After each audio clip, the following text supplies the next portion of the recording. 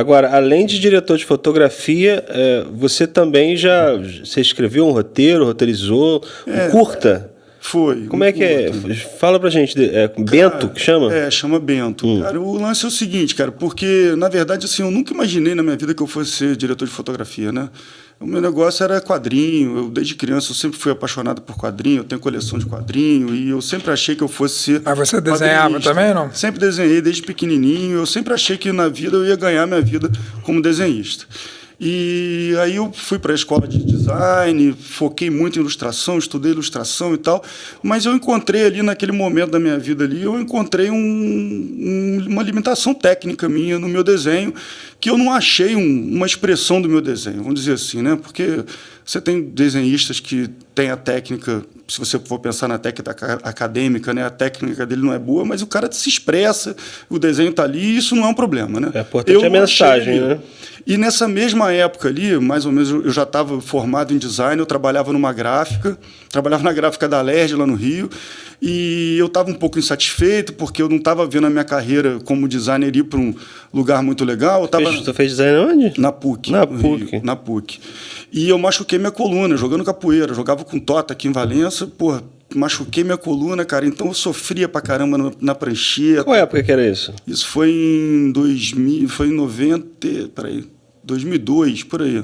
Você deve regular 98, não, isso foi no 2000, lá pelo ano 2000. Você deve regular com alguns professores meus da época, quando eu fiz design, tinha um opção de professor que era da PUC. Dessa época ali? Aí, cara, aí eu falei, eu quero fazer outra coisa, não vou fazer isso. Isso aqui não vai ser. Eu comecei a pensar em outra coisa. Aí eu fui estudar animação, fui lá pro Animamundi, para a escola do Animamundi, fiz o curso de animação, comecei a estudar web design, sei lá, comecei a olhar e sempre por uma coisa de contar história, né? Eu sempre tinha... E aí um dia lá na gráfica eu imprimi os flyerzinhos da escola da Ribeiro.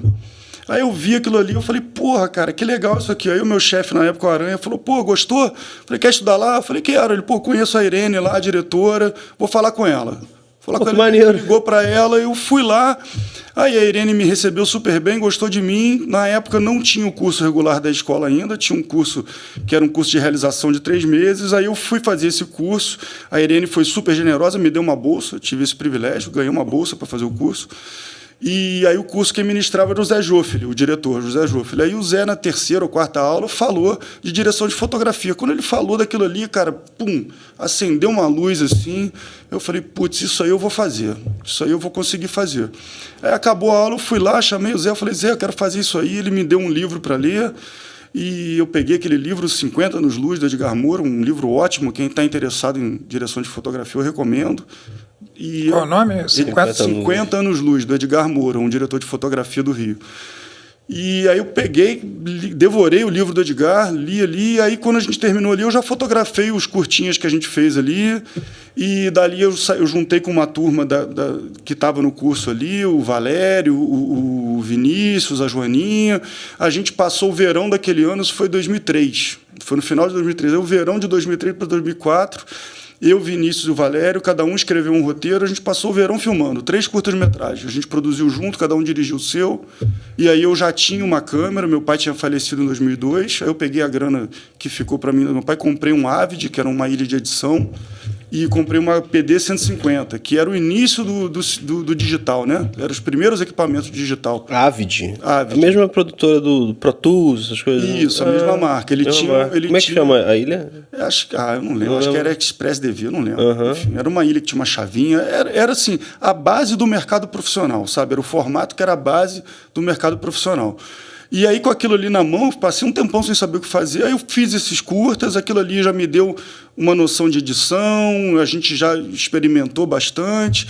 E no ano seguinte começou o curso regular da Darcy, que foi um curso de 1 ano e meio. Aí eu fui fazer, era um curso de direção, mas já com a cabeça em ser fotógrafo. Aí fiz ali o curso de direção, conheci uma galera ali, tem uma galera que continua, está no audiovisual, outros não. Mas ali a gente já formou uma turma. E dali eu saí para a TVE, porque quando eu estava terminando o curso, a TVE tinha o programa Recorte Cultural do Michel Melamed. E aí a TVE pediu para a escola a indicação de uma pessoa para fazer câmera no programa. Aí a escola me indicou, Eu fui lá, fiz entrevista. Como é que chama o programa? Recorte Cultural. Era tipo um programa de auditório? O que era? Não, era uma revista eletrônica, era muito legal. Era um programa que... Eu acho que eu lembro desse Era um programa que inovava em linguagem, tinha umas loucuras, era bem maneiro, cara. Foi legal porque deu para tu experimentar. Você falou testava a linguagem, você também devia ter testado. E foi uma coisa bem maneira, assim, porque como a TVE tinha, na época, uma estrutura bem engessada de TV, assim, né? Eu vinha, assim, numa demanda do diretor e do Michel de ter umas loucuras mesmo no programa, né? Então, assim, eu ia para as pautas e tal, mas eu não ficava ali fazendo a entrevista e tal. Eu saía com uma PD 150, que era esse equipamento super leve, ágil, e, cara, eu ia fazer, sei lá, imagens de cobertura malucas. Aí eu tinha uma coisa com o diretor lá, de a gente fazia os clipoemas, aí eu fazia umas imagens meio desfocadas que ficavam com uma cara meio de pintura, sei lá, impressionista, enfim, botava criatividade para funcionar. Isso era um lance influenciado talvez pela vinda da MTV para cá? Certamente. Porque eles tinham esse lance, né? 2004, né, cara? Certamente, essas linguagens já estavam aí bombando há um tempo, né? E aí, cara, não fiquei muito tempo na TVE. Depois, quando eu saí de lá, eu fui fazer uma série para o Canal Brasil, de documentário, e aí minha vida profissional começou. Foi meio assim. E de lá para cá, né, fui indo. Em 2008, eu entrei para a Globo, para um processo seletivo lá para fazer uma oficina. E aí foi um divisor de águas na minha carreira, porque essa oficina ela começou numa produção enorme, que foi o Maísa, aquela minissérie Maísa, sabe? Conta a vida da cantora, dirigido pelo Jaime Jardim, fotografia do Afonso Beato. Aí a Kika Cunha estava lá, sei lá, Felipe Hanheimer, Paulão, sei lá, uma turma da pesada, assim.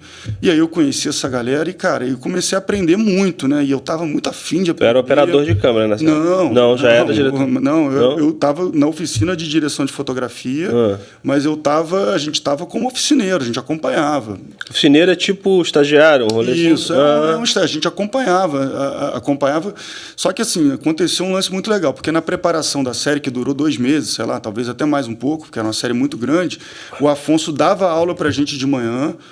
Ele dava aula, que é um curso de cinematografia que ele dá lá em Los Angeles, numa universidade lá em Los Angeles. Ele dava aula de manhã e de tarde, a gente preparava.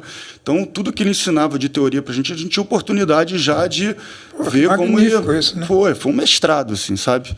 E depois que rolou Maísa, eu continuei lá na Globo, né, fotografando produtos lá da Globo, e eu tive a oportunidade de acompanhar o Afonso em alguns outros projetos lá. Ele fez um estudo de viabilidade de 3D para a novela, eu era assistente dele, eu fui monitor dele no mesmo curso que ele deu para a gente, ele deu para a galera da Globo lá, para os funcionários. O que seria essa viabilidade 3D? A Globo queria fazer novela 3D, né, com óculos, para você ver em casa com óculos 3D. Aquele que tinha. Aí qual era a viabilidade de filmar com aquele equipamento, né, e se fazia. Vocês chegaram a testar isso? Sim, a gente rodou a cena da novela com equipamento 3D, veio do Canadá, um rig para botar câmera. Aquele na época que botava os óculos, um azul e um vermelho. Porque o 3D você tem que filmar com 2 câmeras, né? Você simula a visão binocular, né? Então, a técnica do 3D é isso. Você tem um rig que você bota 2 câmeras, 2 câmeras de cinema normais, né? E aí você tem convergência, sei lá, tem a distância entre as câmeras para você simular a nossa visão binocular, que é o que dá a terceira dimensão, é isso, né? É ter 2 aparelhos olhando para o negócio. E aí tem a técnica de você tirar da tela, botar para o fundo da tela, né? Que é convergir e tal. Enfim, cara, aí aprendi muito. Aprendi muito. Esse período a gente fez uma novela do Jaime, preparou a novela, tudo isso com o Afonso, aprendendo. E aí, sei lá, aí depois eu saí da Globo e já fui pro mercado, e aí a vida já seguiu. O lance dos 3D não pegou muito no consumo caseiro, né? Assim, cara, o 3D ele tem uma limitação que é o seguinte, velho. Tem a ver com o nosso processo cognitivo, né? Como a gente percebe o mundo, né?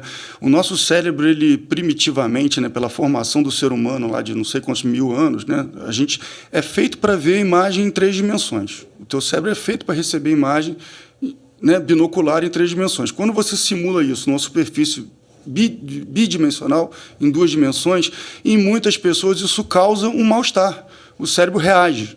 Então, tem gente que passa mal, tem gente que não se sente legal, se o efeito for muito forte, ele dá um lance. Então, não pega, né?